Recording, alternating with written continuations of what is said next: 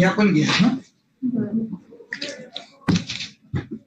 ठीक आहे, आता तो रिपोर्ट पण ते करून द्या. हा यस सर स्टार्ट झालं ना रे? Okay. Is it okay with YouTube live? It's all clear, na? Yes all set Okay. Good morning, ladies and gentlemen. On the occasion of World AIDS Day, we all are gathered here for a guest lecture of Dr. Yogesh Kudar sir. Myself, Ravindra Kute, and my co-anchor Naneshwari Kare are going to host today's guest lecture. So I request Naneshwari to hang over for the program. Naneshwari. Yes. Saraswati महाभागे विद्ये कमललोचने विद्यारूपी विशालाक्षी विद्यादेही नमोस्तुते. As goddess Saraswati symbolizes a creative energy and is considered as the goddess of knowledge, music, art, wisdom, and learning. Saraswati Vandana is recited by its devotees every morning for the good luck. So let us start our program with Saraswati Vandana and make an effective start of our today's program. A very good morning to our today's guest of honor, Dr. Yogesh Kudar sir, our respected principal and director of Sanjeevani College of Engineering, Dr. D.N. Ketanwar sir, our respected HODs, teachers, and my dear friends. Today, we all are gathered here to attend a guest lecture which is to be delivered by our respected chief guest, Dr. Yogesh Kudar sir, on the World AIDS Day. So I request Master Ravindra Kote to give a short description about our guest of honor. Thank you. Thank you so much, Naneshwari. Now I would like to give some descriptive information about our honorable chief guest. So Dr. Kudar sir has completed his graduation from BA KTHM College, Nasik, and his master's in social work from IMRT College, Nasik. Sir has a vast experience of 15 years and currently working in counseling of HIV/AIDS in Kopargaon. So this was a short descriptive information about our today's honorable chief guest. Now, without delaying much more time, I would like to request our NSS officer, Professor Surnath sir, to make shower the few precious words to our students.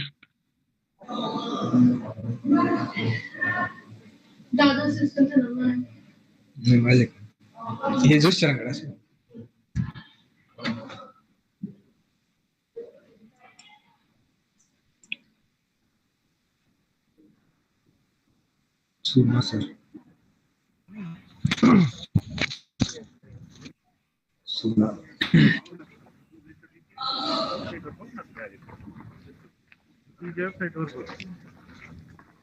sir.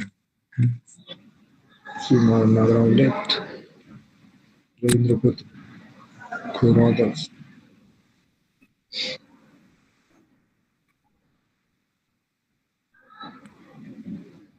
Okay, Surnath, due to some technical issues, Surnath sir has not he will join soon. I request our today's honorable chief guest, Dr. Kudaran sir, to guide our students about HIV/AIDS and give some descriptive information about it, so that the awareness in society will be much more. Please, sir. Okay, सर्वांना good morning. आवाज येतोय ना? Yes, sir. Okay. आज जागतिक AIDS दिन 1 डिसेंबर 2020. आजच्या या जागतिक घोषवाक्य आहे जे जागतिक एकता आणि सामाजिक बांधिलकी, सामाजिक जबाबदारी ही प्रत्येकाने HIV/AIDS या विषयावर जाणून घेणे आणि आपलं हाऊ टू HIV स्टेटस, प्रत्येकाने आपलं HIV स्टेटस काय आहे हे दरवर्षी तपासून घ्यावे. आणि त्यामुळे ICTC हे जे डिपार्टमेंट आहे हे संपूर्ण महाराष्ट्रामध्ये प्रत्येक तालुक्याच्या ठिकाणी अस्तित्वात आहे. आणि त्यामुळे प्रत्येक महाविद्यालय असतील, हायस्कूल असतील, शाळा असतील, पोस्ट ऑफिस असतील, बँका असतील, काही महामंडळे असतील, या सगळ्यांना आपल्याला जनजागृती करण्यासाठी या ICTCचा फायदा आपल्याला निश्चित होऊ शकतो आणि तो फायदा करून घेणं ही आपली एक नैतिक जबाबदारी आहे. हा जागतिक एड्स दिनानिमित्त आपण एक सर्वप्रथम या HIV एड्सचं संशोधन कशा पद्धतीने झालं हे आपण थोडक्यात जाणून घेऊ. 1981 साली अमेरिकेत कातडीचा कॅन्सर म्हणून एक संधिसाधू रोग झालेले रुग्ण आढळून आले आणि पुढच्याच वर्षी 1982 साली फ्रेंच शास्त्रज्ञ मॉन्टेगर व अमेरिकन शास्त्रज्ञ गॅलो या 2 शास्त्रज्ञांनी सर्वात प्रथम या HIV विषाणूंचा शोध लावला आणि पुढच्याच वर्षी 1983 साली HIV विषाणू हे नामकरण की ज्यामुळे एड्स हा रोग होतो याचा शोध देखील या शास्त्रज्ञांनी लावलेला आहे. आणि पुढे 1986 साली एप्रिल महिन्यात चेन्नईमधील 10 वेश्या व्यवसाय करणाऱ्या स्त्रियांमध्ये हे HIV विषाणू आढळून आले आणि त्याच 1986 मे महिन्यामध्ये मुंबईमध्ये एड्सचा पहिला रोगी आढळला गेला की त्या व्यक्तीचे बायपास ऑपरेशन हे अमेरिकेत झाले आणि त्यामुळे त्याला दूषित रक्त दिले गेले असल्यामुळे त्याला एड्स झाला. अशी ही सर्व ह्या एड्सची पार्श्वभूमी आहे आणि गेल्या 1986 सालापासून या आजारावर संशोधन चालू आहे. मात्र अद्यापपर्यंत कुठलंही असं औषध निघालेलं नाही. परंतु ह्या HIV आजारावर ERT औषध उपचार सद्यस्थितीला उपलब्ध आहे की ज्याच्यामुळे आपली इम्युनिटी पॉवर वाढून आपण HIV एड्स जो रोगी आहे त्याचं आयुष्यमान वाढवण्यासाठी निश्चितच आपण मदत करू शकतो. HIVचा संसर्ग आपण सर्वात प्रथम बघूया की कशामुळे होतो. की HIV संसर्गित व्यक्तीशी आपण जर असुरक्षित लैंगिक संबंध ठेवल्यास आपल्याला HIV होऊ शकतो. दुसरं म्हणजे संसर्गिक व्यक्तीची सुई आपण जर वापरली तर किंवा निर्जंतुकीकरण न करता ती सुई वापरली तर आपल्याला HIV होऊ शकतो.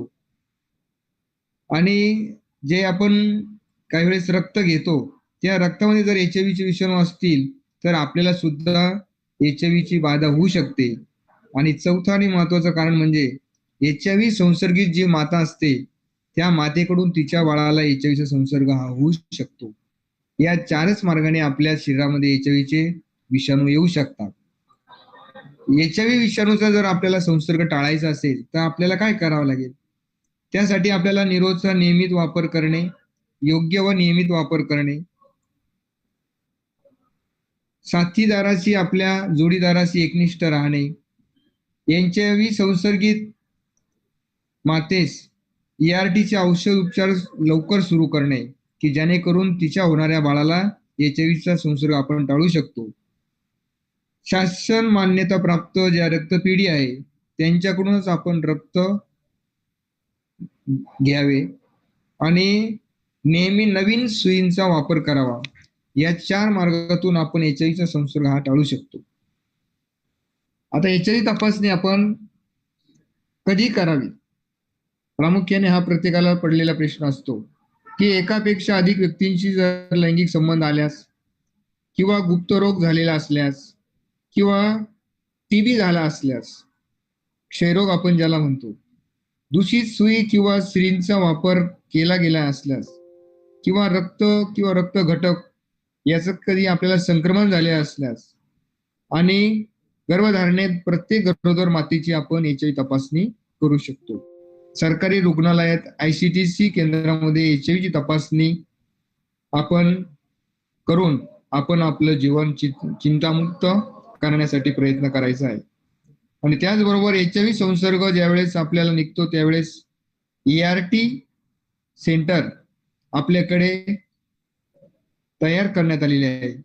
तर अहमदनगर जिल्ह्यामध्ये ERT सेंटर, जिल्हा रुग्णालय अहमदनगर या ठिकाणी 39 नंबरचा जो विभाग आहे त्या ठिकाणी ERT सेंटर आहे. आणि PMT लोणी या ठिकाणी धर्मशाळेजवळ ERT सेंटर आहे की ज्या व्यक्तींना HIVचं संक्रमण झालेलं आहे त्या व्यक्तींना ERTचे औषध उपचार त्या ठिकाणी मोफत दिले जातात. ERT घेण्यामागचे जे फायदे आहे ते आपल्याला माहिती असणं गरजेचं आहे की HIV विषाणूंवर सतत नियंत्रण राहतं, की आपल्या शरीरामध्ये HIV विषाणू वाढून देत नाही, त्याच्यावर नियंत्रण ठेवतं. म्हणून ART ही घेणं आवश्यक आहे. HIV संसर्गित व्यक्तीच्या आयुष्यमानात आपण वाढ करतो किंवा वाढ होत असते. औषधाच्या नियमित सेवनाने रेजिस्टन्सचा धोका हा कमी होत असतो. आणि चौथं म्हणजे जोडीदारात HIV संक्रमणाचा धोका कमी होत असतो. हे ज्यावेळेस जोडप्यामधील एका व्यक्तीला HIV आहे आणि एका व्यक्तीला HIV नाही, त्यावेळेस ART औषध उपचार चालू असताना ज्या व्यक्तीला HIV नाही त्याला हा धोका होण्याची शक्यता कमी असते. हे आपल्याला ART औषध उपचाराचं महत्व आपल्याला सांगता येईल.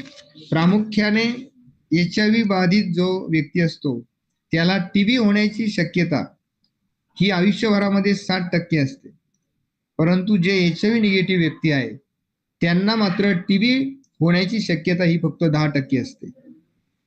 आणि म्हणून सर्वांना लहानपणी आपल्याला TB हा आजार होऊ नये म्हणून आपल्याला BCG ही लस दिली जाते. तरी पण भारताची लोकसंख्या बघता आणि TBचं प्रमाण हे भारतामध्ये जास्त असल्यामुळे दर 3 मिनिटाला 2 रुग्णांचा TB मुळे मृत्यू होत आहे. त्याचबरोबर हे टाळण्यासाठी आपल्याला प्रामुख्याने गर्दीत जाताना आपली इम्युनिटी पॉवर चांगली असणं अत्यंत आवश्यक आहे. TB हा हवेतून संसर्ग होणारा आजार आहे, परंतु HIV मात्र हा आजार रक्तातून रक्ताशी ट्रान्समिशन होणारा आजार आहे. 2 गोष्टीमध्ये हाच फरक आहे की एक जीवाणू आहे की तो हवेतून संसर्ग होतो आणि विषाणू हा असा आहे की रक्तातून रक्ताशी ट्रान्समिशन होतो. त्यामुळे हवेतील संसर्ग जास्त असल्यामुळे भारतामध्ये TBचं प्रमाण हे जास्त आढळून येतं.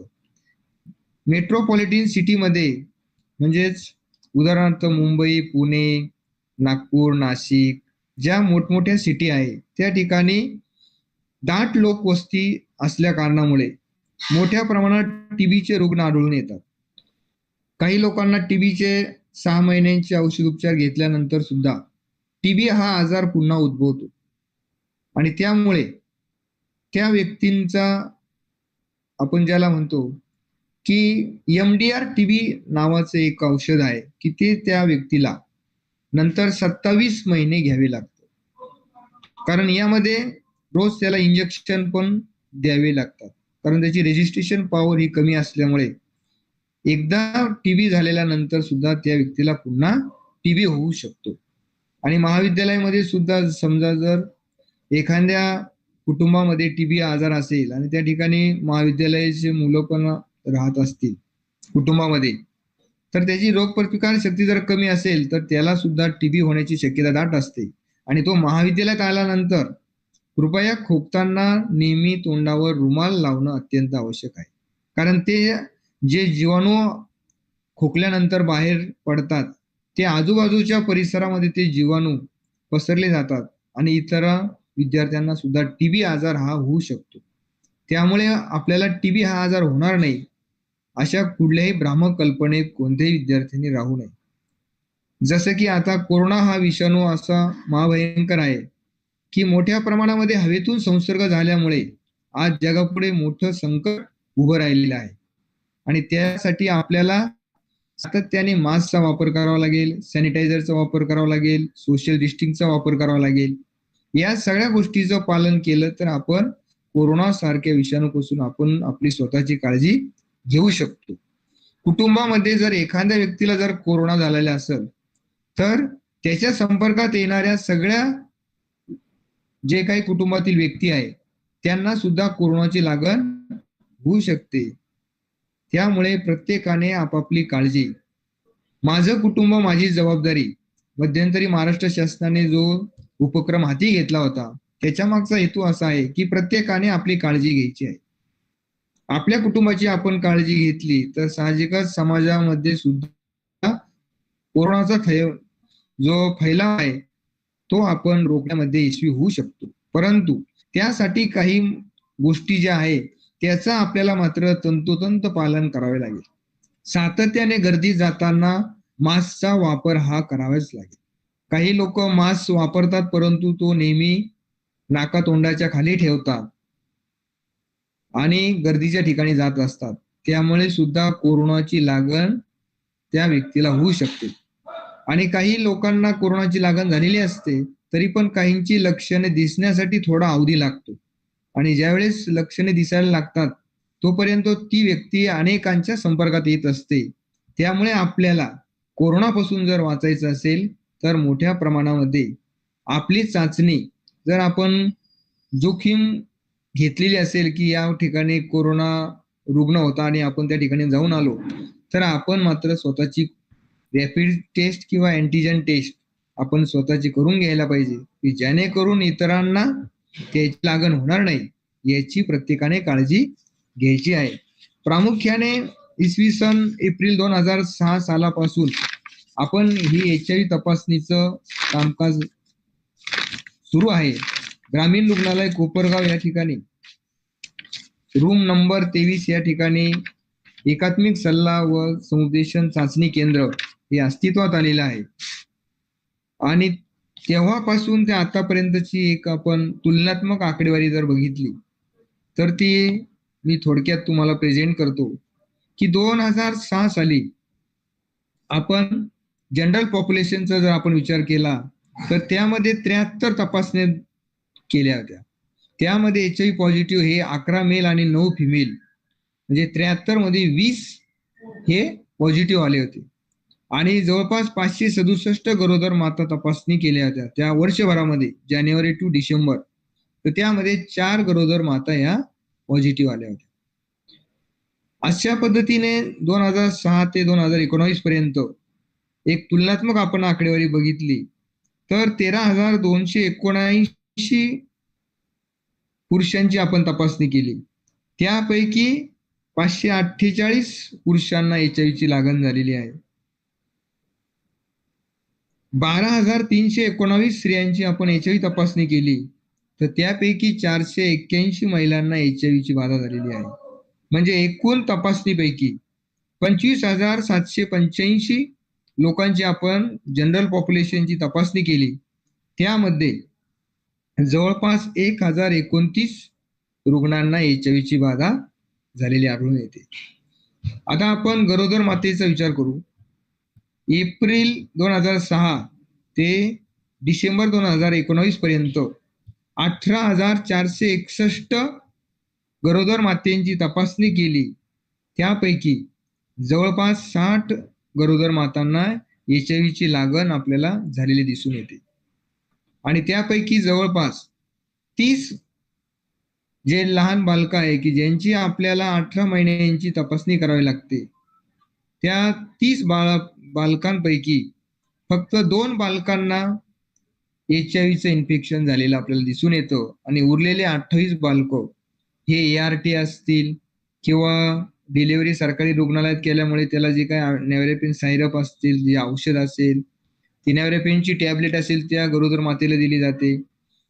आणि गरोदर मातेला डिलिव्हरी होण्यापूर्वी जे ARTचं ड्रग चालू असतं त्याच्यामुळे रेजिस्टन्स कमी होत नाही आणि त्या बाळाला जे HIV इन्फेक्शनचा जो धोका असतो तो जवळपास 99% ते बाळ ते HIV पासून वाचू शकतं. आणि त्याच्यामुळे आजपर्यंतच्या इतिहासामध्ये ज्या गरोदर मातेने या गोष्टींचं पालन केलं त्या सर्व गरोदर मातेंचे जे बालक आहे ते HIV निगेटिव्ह आहे. आणि सांगण्याचं तात्पर्य असं आहे की ह्या HIVला न घाबरता आता आपण झाल्यानंतरच्या उपाययोजनांबद्दल बोलत आहोत. परंतु बुलढाणा जो जिल्हा आहे त्या बुलढाणा जिल्ह्यामध्ये प्रामुख्याने त्या ग्रामपंचायतीने एक मोठ्या प्रमाणामध्ये एक निर्णय घेतलेला आहे की ज्या जोडप्यांचे लग्न जमलेले आहे त्या मुलाने आणि मुलीने त्यांचं लग्न होण्यापूर्वी 1 महिन्याच्या आत सरकारी रुग्णालयातील HIVचा रिपोर्ट हा ग्रामपंचायत कार्यालयामध्ये दाखल करणं हे कायद्याने अनिवार्य आहे. आणि त्यामुळे ही जे आपण म्हणतो की नवीन पिढीमध्ये एक तर मुलाला किंवा मुलीला HIVचं इन्फेक्शन असतं आणि ज्यावेळेस मुलीचं लग्न झाल्यानंतर पहिल्याच प्रेग्नन्सी मध्ये दिसून येतं की हिला HIV इन्फेक्शन झालं. म्हणजे ह्या सगळ्या गोष्टी टाळण्यासाठी prevention better than the cure.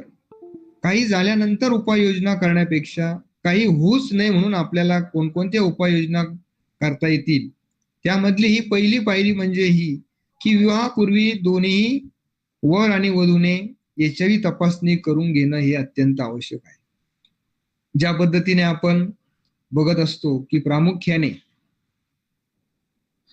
मोठ्या प्रमाणामध्ये HIV इन्फेक्शन हे दोन्ही वर किंवा वधू कोणीतरी तो रिझल्ट हा दाखवत नाही किंवा चुकीचा रिझल्ट दाखवतात, अशा व्यक्तींवर सुद्धा कायद्याने आता कठोर कारवाईची तरतूद करण्यात आलेली आहे. त्यामुळे या HIV सारख्या आजारापासून आपण वाचवण्यासाठी सगळ्यांना मिळून आपण प्रयत्न करणं हे आज मितीला तरी आवश्यक आहे. प्रत्येकाने गावोगावामध्ये सुद्धा ग्रामपंचायत कार्यालय असेल, तलाठी कार्यालय असेल, अंगणवाडी असेल, उपकेंद्र असेल किंवा मोठ्या प्रमाणात महाविद्यालयामध्ये NSS चे कॅम्प असतील. आता RRC आपण जे स्थापन करण्यामागचा जो हेतू आहे हा सुद्धा हाच आहे की संपूर्ण कॉलेजमध्ये ह्या आजाराविषयी कोणाच्याही मनामध्ये भीती न राहता त्या आजाराविषयी प्रत्येकाला ज्ञान व्हावं म्हणून ही RRC स्थापन करण्यामागचा शासनाचा हेतू आहे. आणि ज्याच्यामुळे आपण आता जे काही जिल्हा रुग्णालय अहमदनगर कडून जे काही मास डिझाईन असतील, अशा विविध स्पर्धा असतील की तुमच्या सुप्त गुणांना वाव मिळावा म्हणून आपण या सर्व कार्यक्रम राबवत असतो. आणि तुमचे जे कला आहे त्या कला कुठेतरी दिसून येतात आणि त्या कलेद्वारे आपल्याला या HIV एड्सच्या संदर्भात समाजामध्ये जनजागृती करण्यासाठी जे ज्या काही गोष्टी तुमच्याकडे नवनवीन आहे त्या सर्व गोष्टी आपण इतरांना सुद्धा दाखवू शकतो, जेणेकरून त्याच्या मनातील भीती दूर होण्यासाठी त्याची आपल्याला मदत होऊ शकते. त्यामुळे प्रत्येक विद्यार्थ्याने हा विचार करायचा आहे की आपल्याला बक्षीस मिळो किंवा ना मिळो, परंतु आपल्याकडे जे काही कलागुण आहे त्या कलागुणांना वाव देऊन आपण आपल्याला जे जे काही शक्य आहे त्याच्या माध्यमातून त्या माध्यमातून ह्या प्रत्येक कार्यक्रमात आपण सहभाग होणे आवश्यक आहे की ज्याच्यामुळे आपल्याला मोठ्या प्रमाणामध्ये ह्या HIV एड्स पासून आपल्याला जनजागृती करण्यासाठी एक महत्वाचं एक पाऊल आपण पुढे टाकू शकतो. प्रत्येक प्राध्यापक असतील, विद्यार्थी असतील यांचं देखील यामध्ये सहभाग असणं आवश्यक आहे की फक्त जागतिक एड्स दिनाच्या दिवशीच आपण हे काम करायचं असं त्याचा भाग नाही. ते वर्षभर आपल्याला विविध कार्यक्रम, ते मग पोस्टर प्रदर्शन असतील, तुमचे चित्रकला स्पर्धा असतील किंवा काही निबंध स्पर्धा असतील, अशा विविध स्पर्धेच्या माध्यमातून आपल्याला HIV एड्सची जनजागृती करायची आहे की ज्याच्यामुळे आपण या HIV एड्स सारख्या आजारापासून आपण स्वतः पण वाचू आणि इतरांना देखील आपण वाचू शकतो. असाच प्रयत्न प्रत्येक विद्यार्थ्याने करायचा आहे. या जागतिक एड्स दिनानिमित्ताने मी हा संदेश देईल की प्रत्येकाने आपली HIV तपासणी ही दर 6 महिन्यातून एकदा तरी करून घेणं ही काळाची गरज आहे.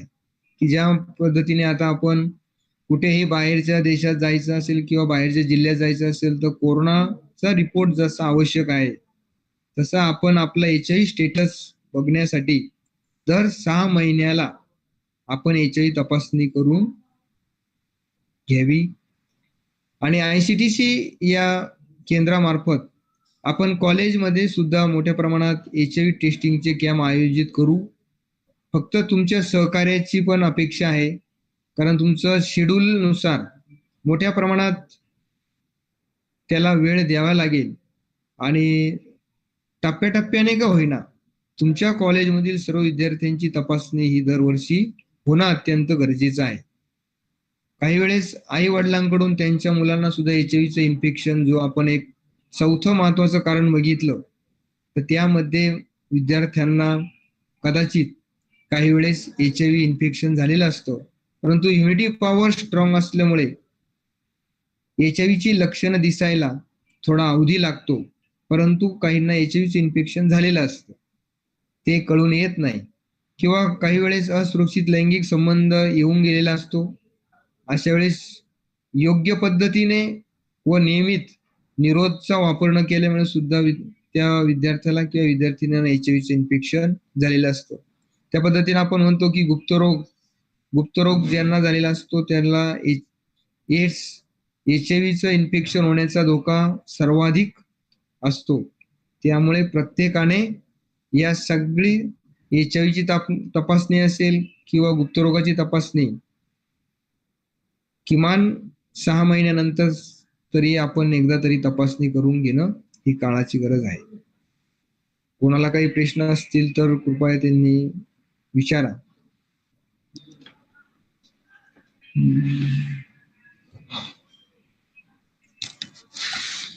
हॅलो. Yes, sir. कोणाला काही समजलं नाही असं काही आहे का? काही प्रश्न असतील? Yes, sir. मी बघतोय सर. हा. सांगतो एक मिनिट.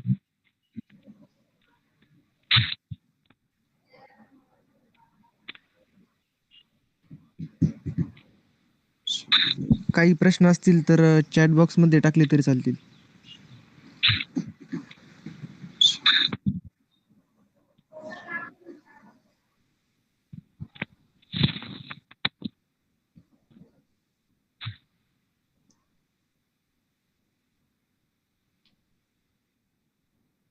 प्रत्येकाला एक आव्हान असं आहे की 1097 जो नंबर आहे त्या 1097 नंबरला तुम्ही फ्री कॉलिंग आहे, त्यावर तुमच्या मनात जे काही प्रश्न असतील ते प्रश्न तुम्ही त्या 1097 नंबरवर विचारू शकता आणि तुमच्या प्रश्नांची उत्तरं तुम्ही मिळवू शकता. कारण ती एक हेल्पलाईन आहे की त्या हेल्पलाईनवर आपण आपल्या HIV एड्स या आजाराविषयी जे जे काही तुमच्या मनात प्रश्न असतील ते तुम्ही त्या 1097 या नंबरवर विचारू शकता आणि आपलं शंकेचं निरसन करू शकता. 1097. Okay, sir.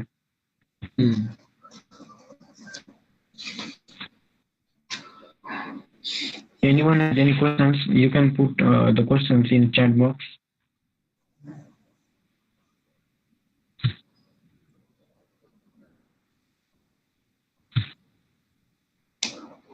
Okay. It was really very descriptive and very informative lecture, sir. It will really help to not only students but it will spread an awareness to students as well as in the society. And the number you gave 1097 for helpline, surely the students will use it for their questions in open-mindedly. Not delaying much more, I would like to hand over my colleague Ankita for vote of thanks. Okay. Hello. बोला. I, on behalf of NSS and RRC and the entire Sanjeevani College, first of all, extend my most sincere thanks to the Lord God.